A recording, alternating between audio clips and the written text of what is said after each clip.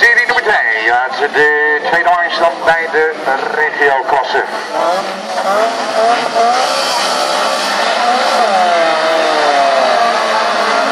Ons voor 5 ronden regio-rijders.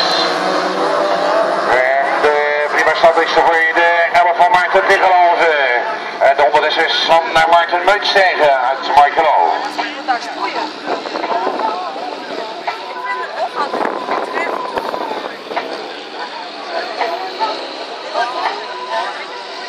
Derde plek verloopt ligt daar in een halve ronde de 125 van Kai Wolsink. Coureur uit Aalten. Die vlak voor het veld uitgaat en in het gedrang komt. Maarten Meutstegen, de Stadman met de 6 aan de leiding voor Maarten Tiggeloven, Kai Wolsink en Peter de Braak. Nacht op de 14 dagen achter van Ferry Sanders uit Westervoort.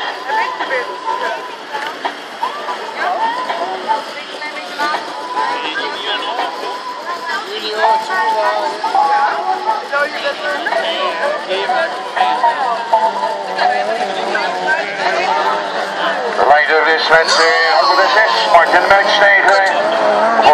Maarten Tiggeloven, de Stadman 11, 135 Kai Wolsink. En ik heb dat er net niet op staan. 114 Ferry Sanders, de 914 daar weer achter van Jeroen Bakker en 983 Nico Polman.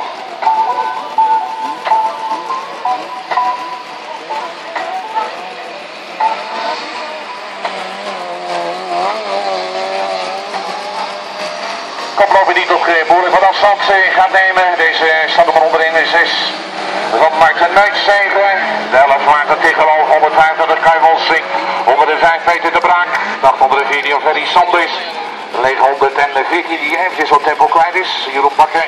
In ieder geval bij de Sanne 130 langs zijn komen van Maurice Toebes. Coureur uit Aalten die een plaatsje weet goed te maken. Als laatste door de 983 van Nico Polman. Laatste ronde voor de koploper. Sanne 6 Maarten Meutstegen.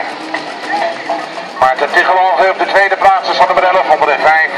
Peter de Braak, 125 Kai Wolsink. 130 van Maurice Toebes, 108 114. Niet vlekkeloos over de motor bij Ferry Sanders. En Jeroen Bakker en Nico Polman, dat zijn de mannen die de rijen sluiten. De winningsvlag en de winst in deze kwalificatie iets. Toch een afgetekende winst voor de 106. Maarten Meutstegen uit Markelo. Met op de tweede plek van het Winterswijk. Zat er met 11 Maarten Tiggeloven. De 105 van Peter de Braak. 125 Kai Wolsink, 130 Maurice Toebes. Dan de 983 Nico Polman voor de 814 Ferry Sanders. En 914 Jeroen Bekker.